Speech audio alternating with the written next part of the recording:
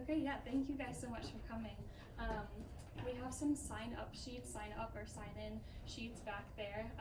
You can feel free to let us know if you're signing up or just signing in afterwards. But yeah, my name's Maddie. I'm with the Geneva Lake Conservancy. I'm the community outreach manager, so we work on Conservation at Home, which is the program through which we work on environmentally healthy landscaping.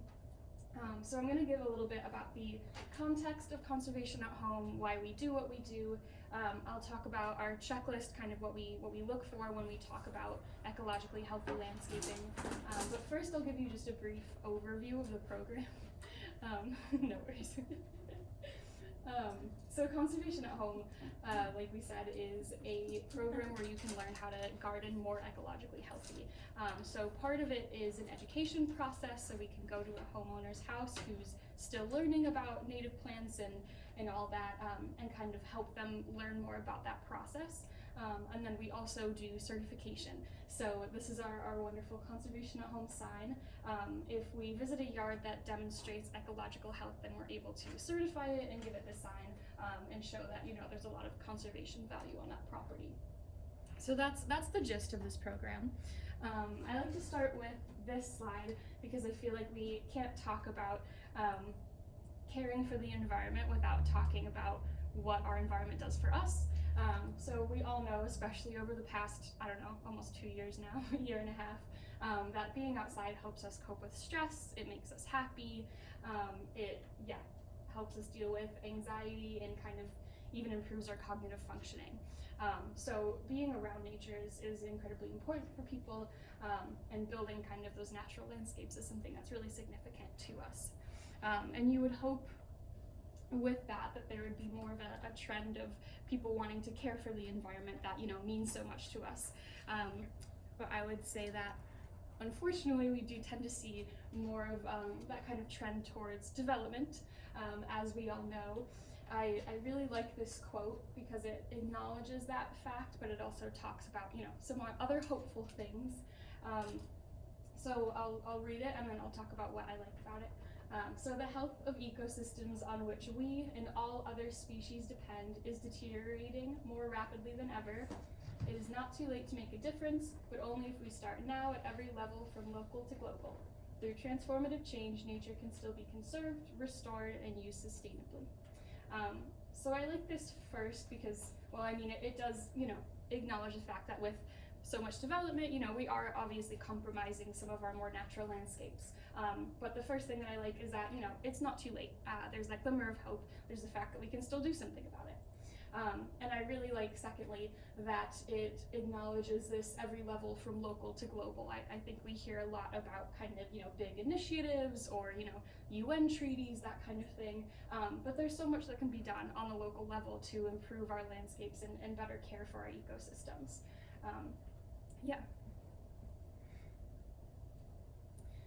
So really, Conservation at Home is just one tool that we can use to work on a local level, and to make a small difference. It's a small step in the right direction, but it's very strategic. So it's really just one way that we at the Conservancy work to protect the land and waterways of Walworth County.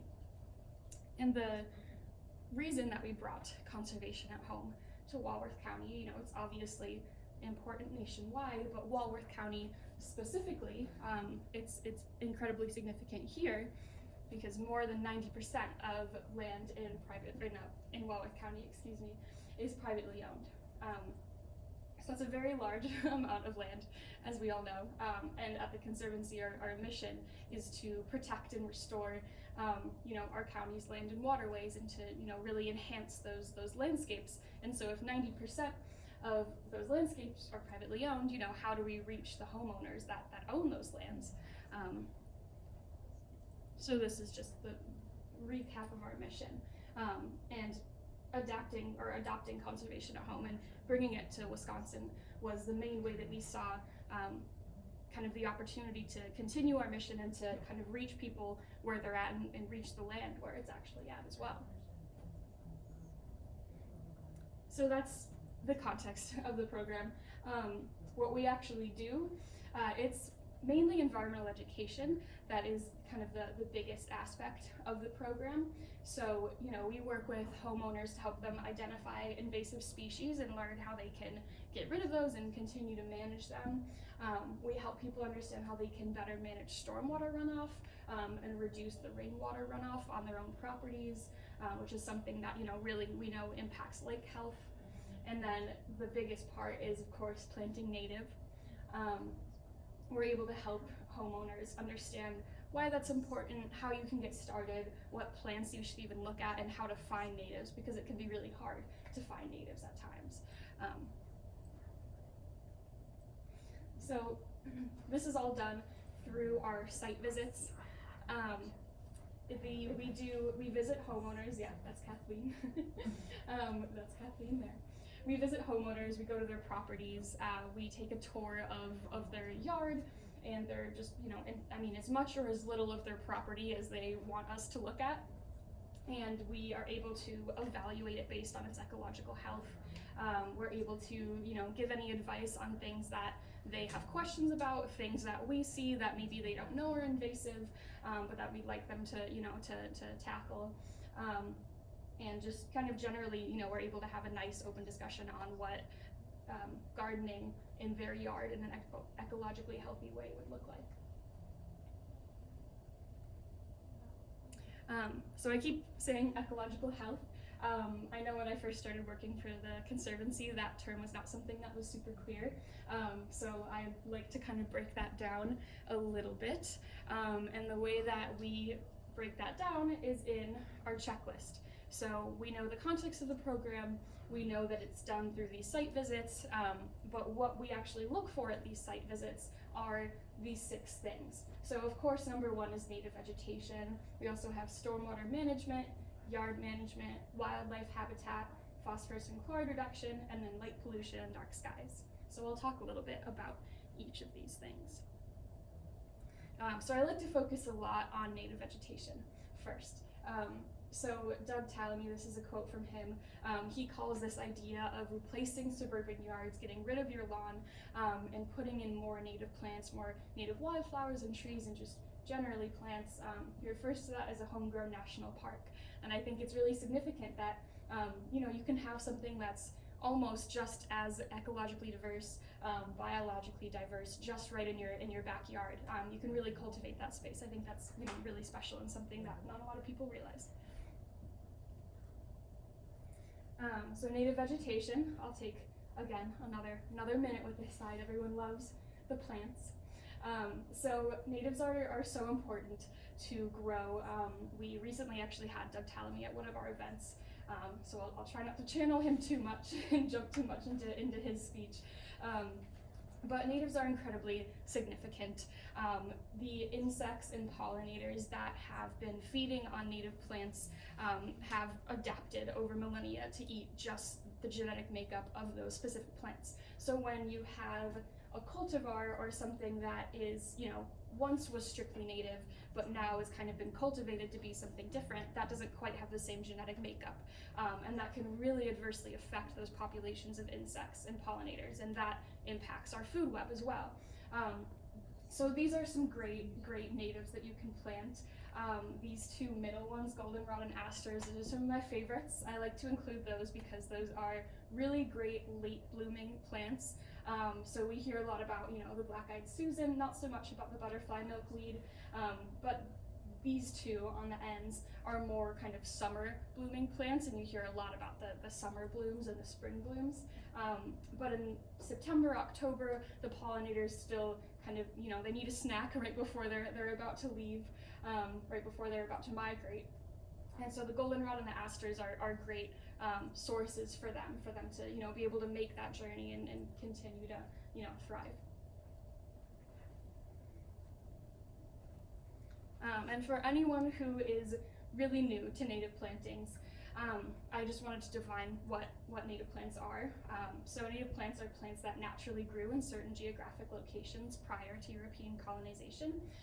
And more than that, they are genetically predisposed to surviving and thriving really in the environment in which they live and in which they have almost always lived up until yes, prior to European colonization, up until we came over and started cultivating and all that. So they are, like I said, incredibly important for pollinators, for insects, for just our general food web.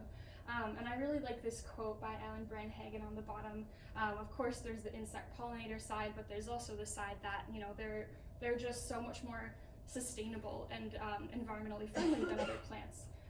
So his quote is, "They grew without irrigation, they grew without hose, they grew without fertilization, pesticides, or lows."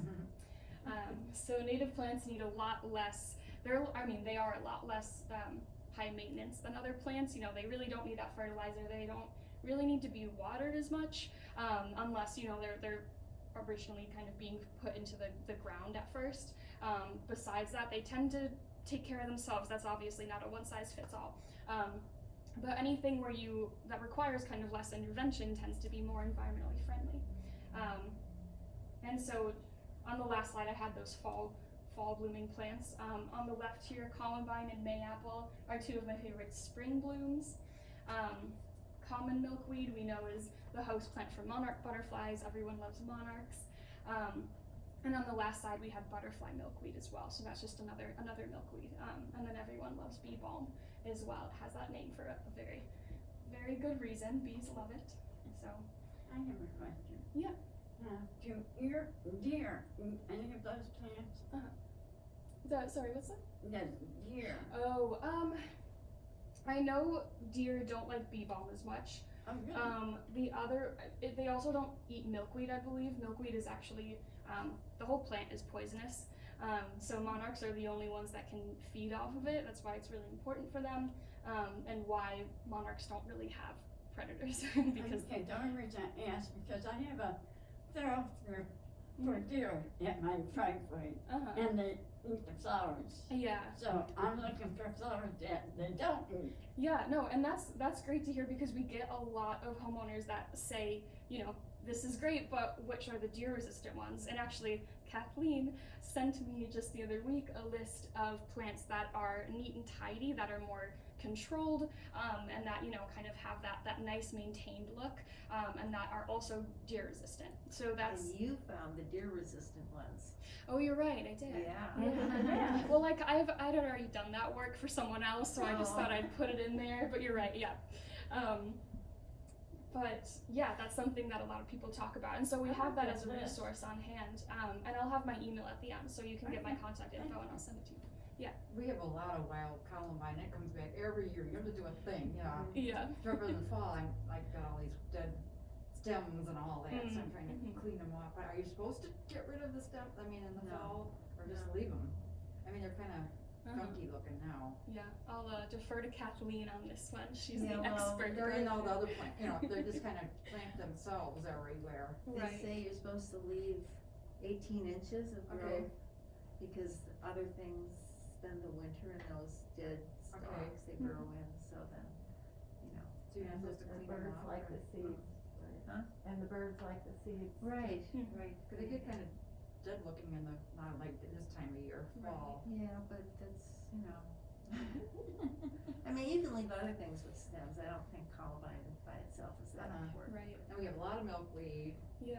And my bee balm, I'm having trouble with it now. It got kind of brown looking for a while. Yeah. Is it native bee balm? No. Yeah, because they get that mildew that's really common. And where do you get mayapple from? I don't know. Mayapple, we got that from, we sold that at our native plant sale, so we do that annually. We sell native plants every May. Where do you have that sale at?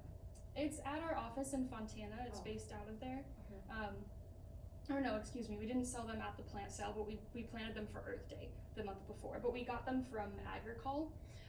It's somewhere in Wisconsin, It's close to Janesville. Yeah. And you can go online and find it. Right. Is it like a ground cover or is it? Yeah. It's a very prolific. We probably have Yes. some and I don't know it, You're Yes. very well. Because we're Dang. kind of out in the woods. Yeah, it is a pretty good woodland plant for sure. Unless you have lots of garlic mustard. I had to pull a lot of that because it comes from the woods behind us. Right, yeah, lots of, well, that's another good thing that natives are good for, kind of, those invasives will really try to get in anywhere that they can.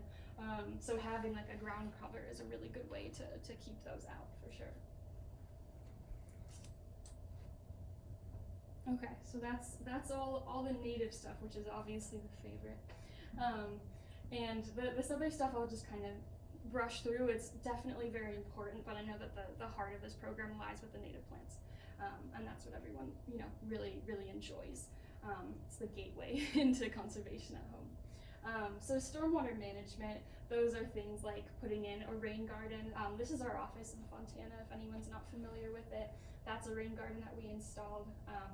It precedes me. I shouldn't say we, I did not help install it. But you can see it in action. It's raining. I just thought that was cool.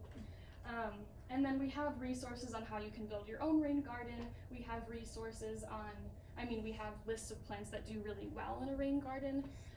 So those are kind of just some of the things that we're able to advise on in terms of stormwater management. Oh yeah, more rain garden pictures. I just like those. Yard management.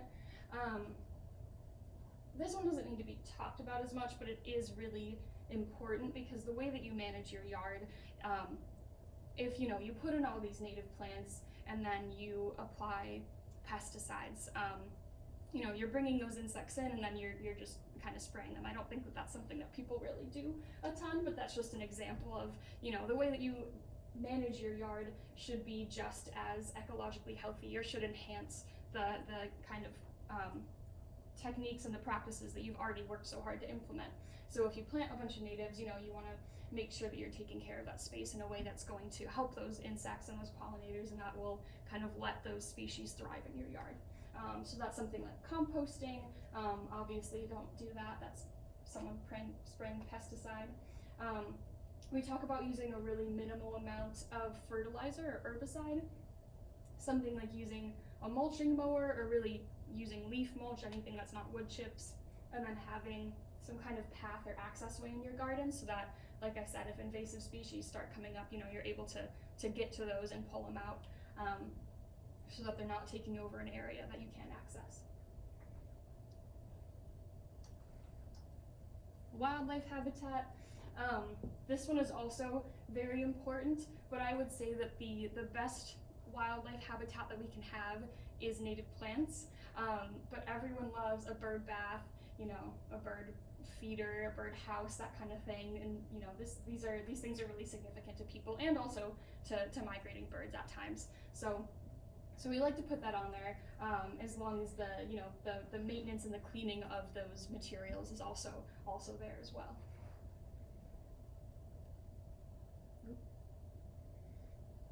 Okay, I think this is the second to last one now, if I remember correctly. We have phosphorus and chloride reduction.